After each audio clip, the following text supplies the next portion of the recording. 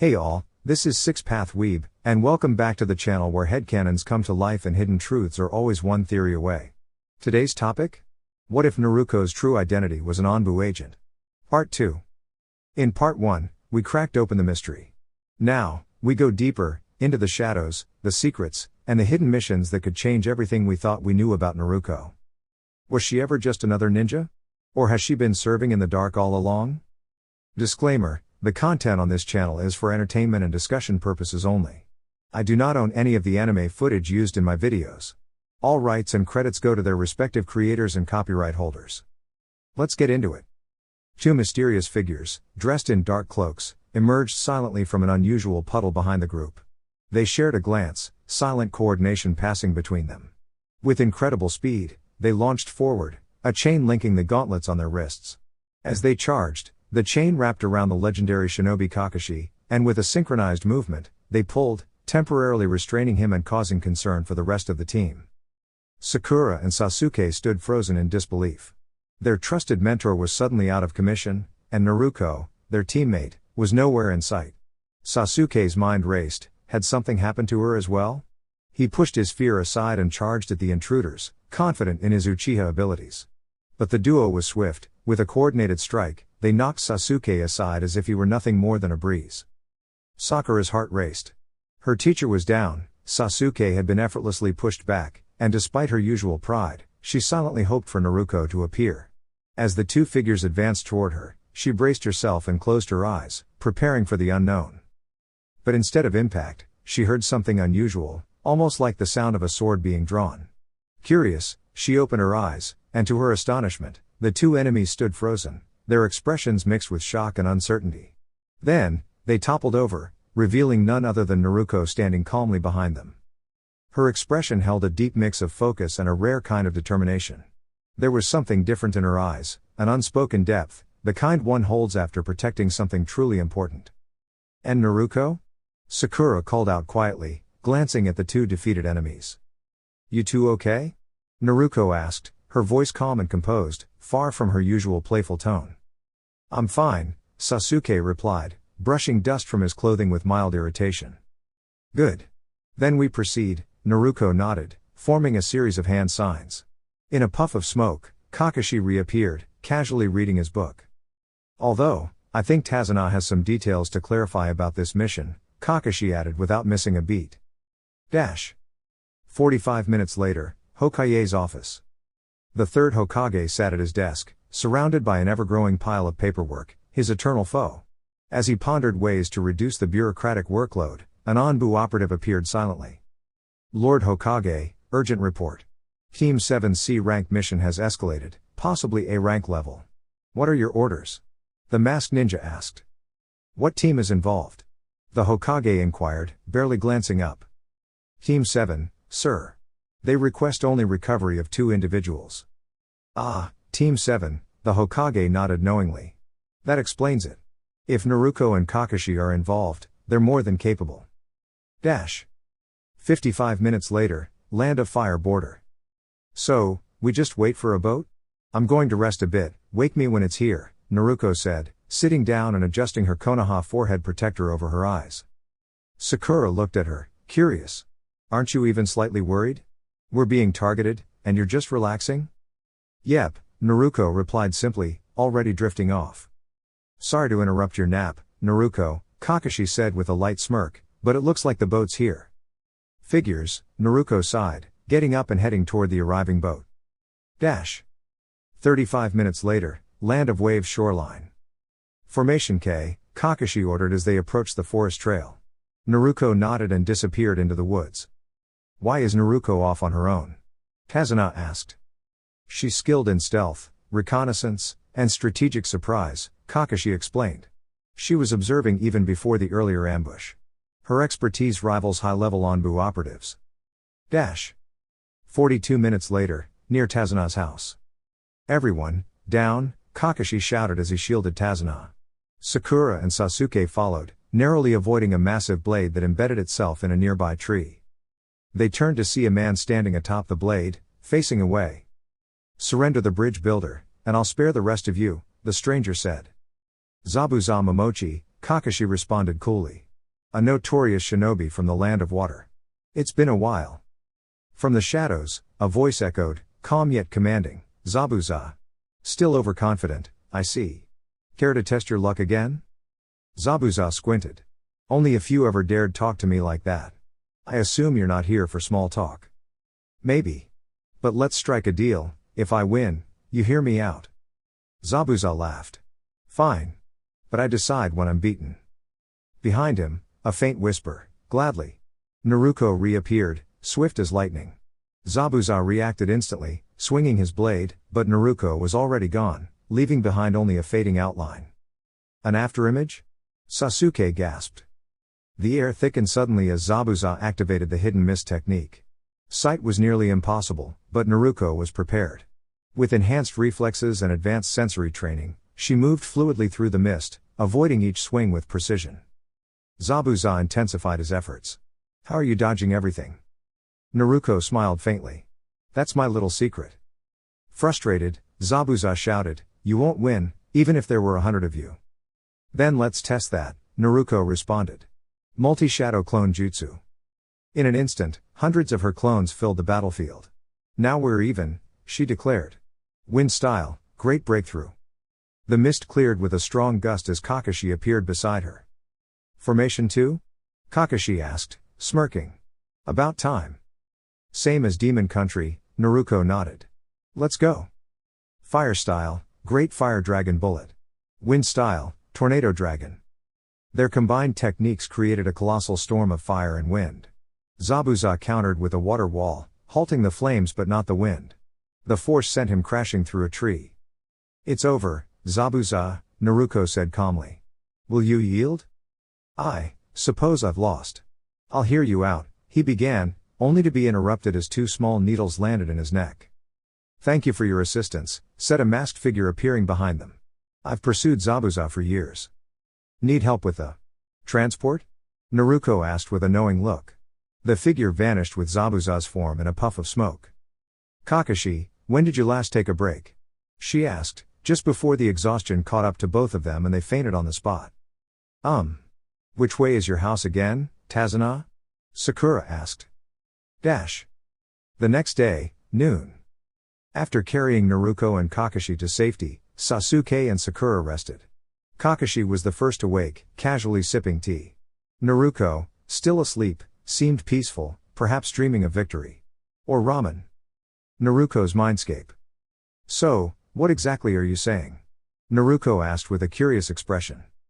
I think the reason you experienced such intense chakra fatigue isn't just because of the powerful techniques you used, the Nine Tails replied, thoughtful. It's more likely the strain from your eyes. You haven't fully synchronized with this advanced stage yet, so they're pulling in more chakra than necessary. It's just a theory, though. You should probably ask the Hokage for permission to explore the ruins of Uzushiogakur. I bet there are clues there. I wouldn't be surprised if parts of the village are still intact. What do you mean by synchronized? I thought once it was unlocked, it worked automatically, like the Sharingan does? Naruko asked. You're not wrong, little one. That's how the Sharingan functions, but you've awakened something different. Something deeper. Have you chosen a name for it yet? The Great Fox asked, genuinely curious. Not yet. I think I'll wait until I can visit Uzushiogakur. I might find some helpful insight there. Naruko paused, then raised a brow. Wait. Did you just call me Kit? Nope, the fox replied quickly. Now get going, your team is starting to worry. Oh, and take a look in the mirror when you wake up. With that, the Kyuubi vanished, and Naruko returned to the waking world. The waking world. Naruko? Are you with us? Sasuke asked.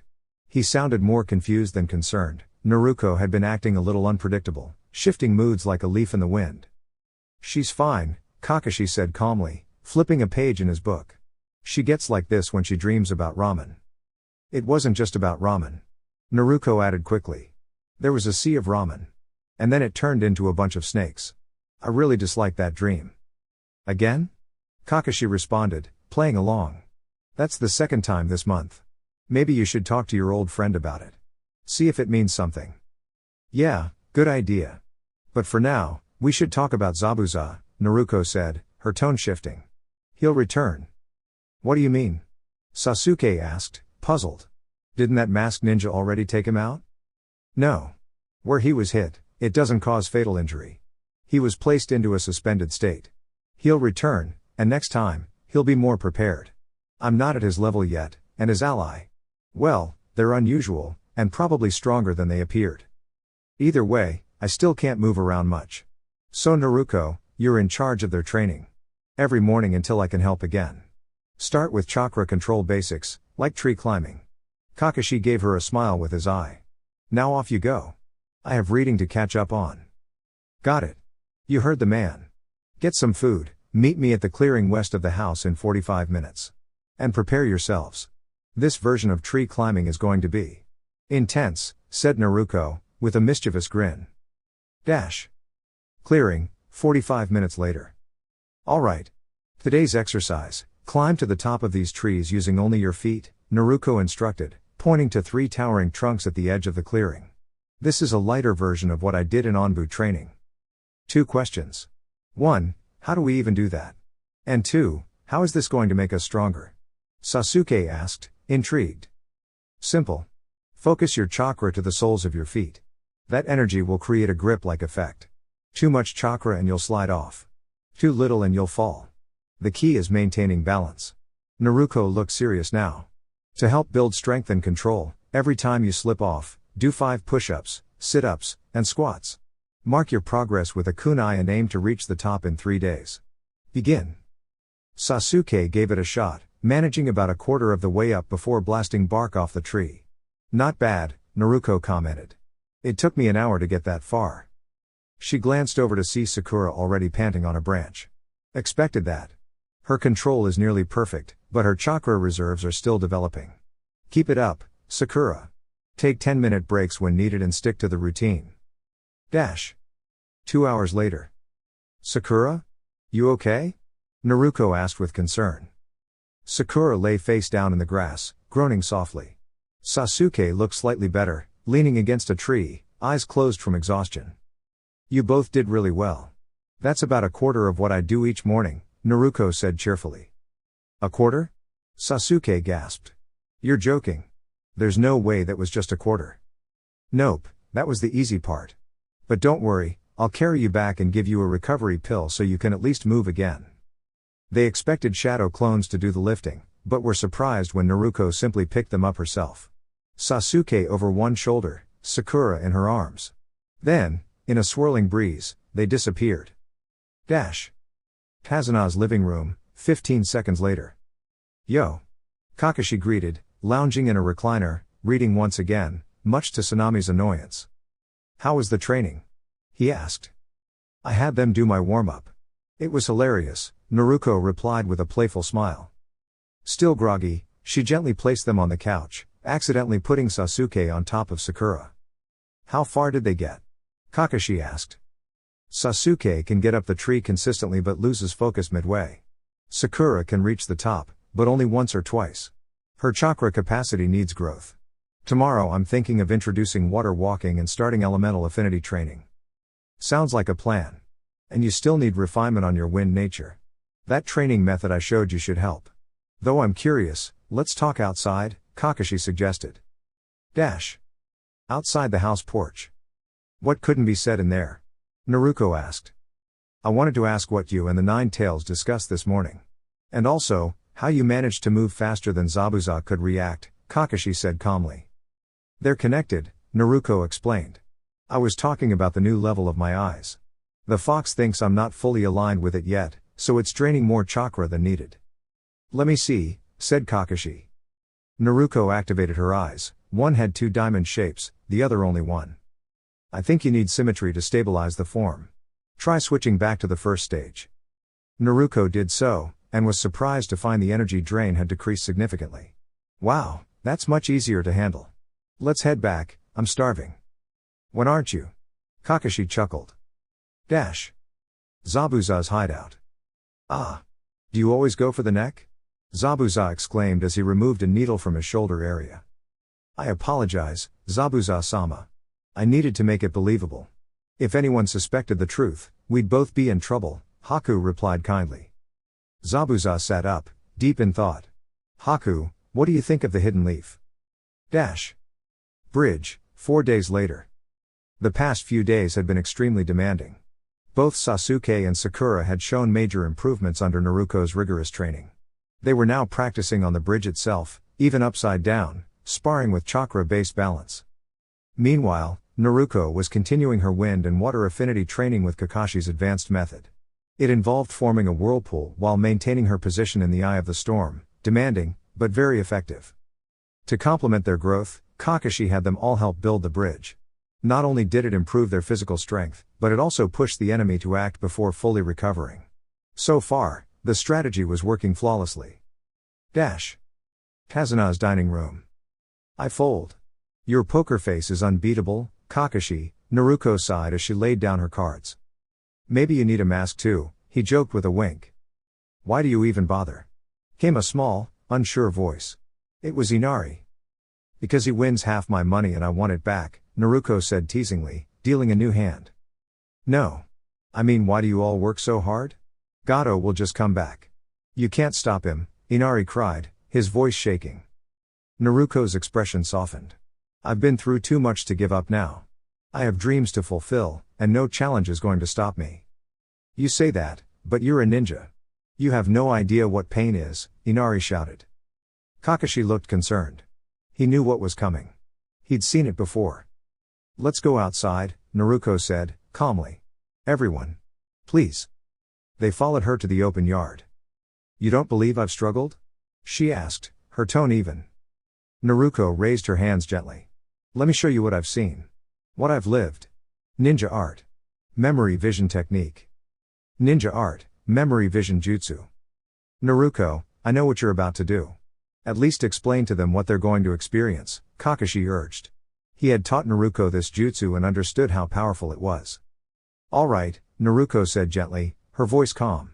You're about to witness some of my memories, some through my own eyes, others from a third-person view.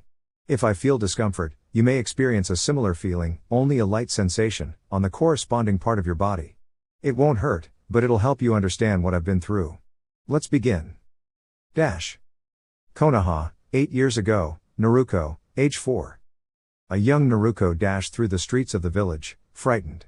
A crowd of angry villagers chased her, shouting words she didn't understand at the time. She kept running, but something hit her from behind, causing her to stumble and fall. Just when she thought she couldn't get back up, someone appeared, an ANBU ninja with silver hair, calm and quiet. The crowd scattered upon seeing him. Naruko looked up, her vision fading, but she felt safe. Dash. Konoha, 7 years ago, Naruko, age 5. This time, it wasn't ordinary villagers but trained ninja who pursued her. She tried to hide, but they found her and cornered her in an alleyway. She didn't understand why they were so angry or why they wouldn't leave her alone. The memory blurred after that, the pain replaced by darkness. Dash. Konoha, 6 years ago, Naruko, age 6. Blindfolded and frightened, Naruko was taken somewhere unknown. She felt herself being tossed around. Then, everything changed. A high-pitched sound and a voice shouting Chidori. Cut through the chaos. The ropes holding her were sliced apart, and her blindfold removed. It was the silver-haired ANBU again. He looked at her with quiet concern. She felt relief for the first time in days. Dash. Land of Grass, 1.5 years ago, Naruko, age 11. Naruko raced toward a camp to rescue a captured friend. She didn't think twice, only about helping someone in need. She found them and carried them back to safety, exhausted but determined. Afterward, she ensured the area was secure using her shadow clones. She didn't want anyone else to experience what her friend had. The training she'd endured, the strength she'd gained, it was all for moments like this. She didn't want revenge, only protection for those she cared about. Dash. End of jutsu. Silence fell. All except Kakashi and Naruko sat in stunned quiet. Tears streamed down the faces of many in the room. Sakura, Inari, and Tsunami were quietly sobbing. Sasuke trembled. That was just a glimpse, Naruko said softly.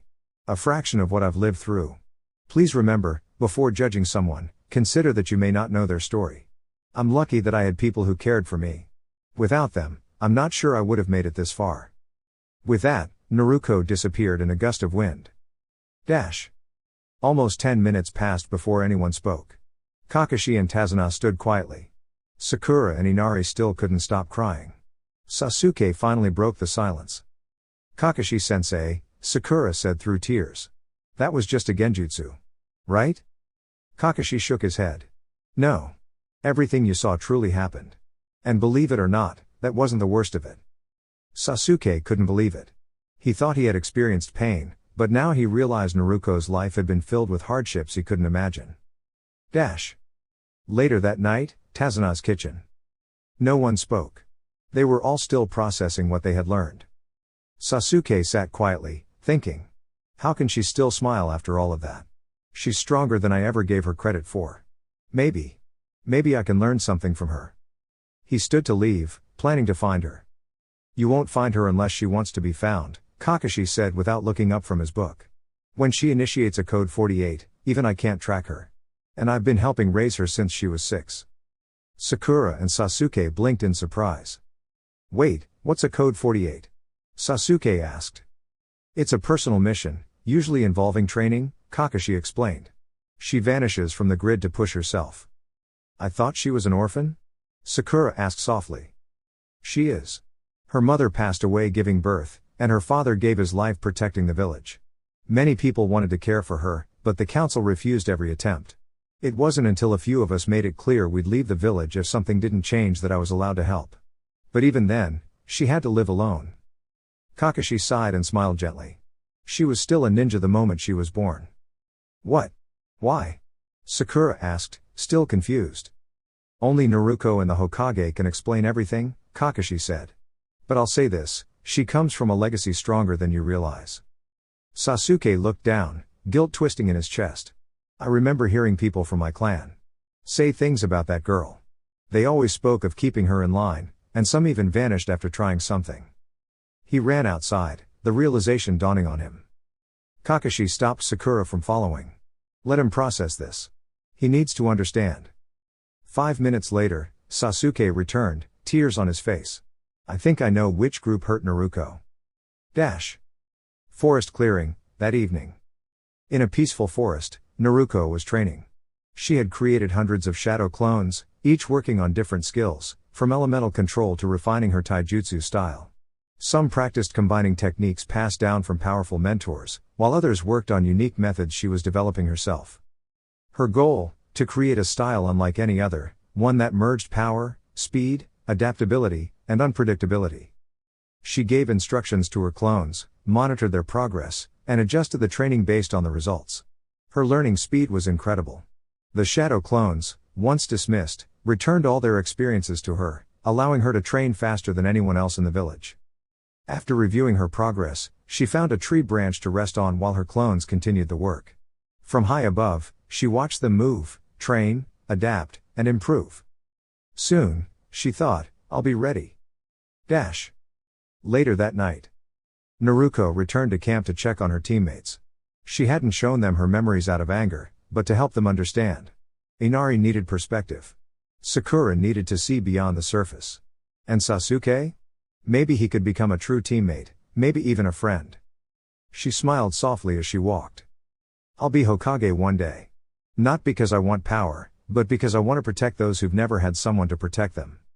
And with that, she disappeared into the night once more, ready for the challenges ahead. Tazuna's house, 15 minutes later. The team began to grow anxious. Well, Sasuke and Sakura were, at least. Kakashi, on the other hand, appeared more composed, growing increasingly calm with each passing moment. We need to go find her. What if she's gotten into trouble? She's not exactly cautious, and she might have overexerted herself during training, Sakura exclaimed, pacing with concern. Kakashi offered her a steady, unamused look. He had reassured her multiple times, 13 to be exact, that Naruko was just fine. Yet Sakura persistently questioned her whereabouts, continuously doubting her capabilities. She seemed unable to recognize how vastly different the Naruko they knew in the academy was from the skilled individual she had become. Naruko has been personally trained by me, Asuma Sarutobi, Mido Gai, and numerous members of the ANBU. She's even had one-on-one sessions with the Hokage. She can manage her own training. Believe me. Perhaps instead of sitting here worrying, you could spend the time refining your own skills, especially considering we'll face Zabuza again soon. At least Sasuke is making use of the time by meditating, Kakashi stated coolly. He wouldn't admit it aloud, but if it were entirely up to him, he would dedicate all his energy to training Naruko alone. Unfortunately, the village council had other plans. They had insisted he abandon Naruko's development and instead focus solely on mentoring Sasuke. He had firmly refused. Sasuke, meanwhile, sat silently, deep in meditation.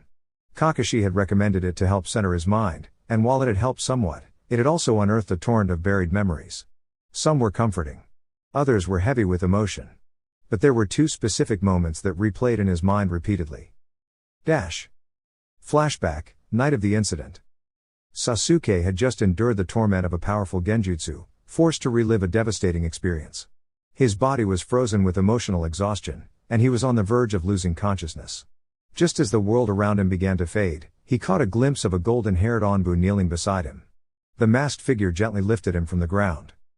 The last thing Sasuke heard before slipping into unconsciousness was a soft voice saying, "I won't let you down, Itachi. I'll protect your little brother, just like you once protected me." Flashback end. Sasuke's eyes widened. He now realized who that ANBU had been. It was Naruko, his blonde teammate.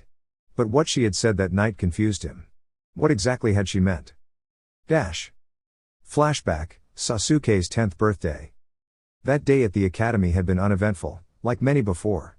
Sasuke was used to outperforming others, and with no one to challenge him, days began to blend together.